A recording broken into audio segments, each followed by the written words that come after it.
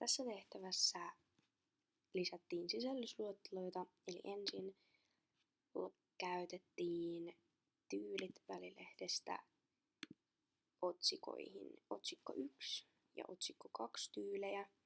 Tänne käytettiin otsikko 2 tyyliä. Ja sen jälkeen lisättiin viittaukset kohdasta sisällysluettelo ja valittiin hyvä. Itse valitsin tämän. Ja sitten se itsestään valitsi tuon otsikon siihen ja päivitä kenttä, niin siitä se lisää tuon 1.1 sinne mukaan. Ja lopuksi vielä loppuun laitetaan toi kuvien kuvaluettelo.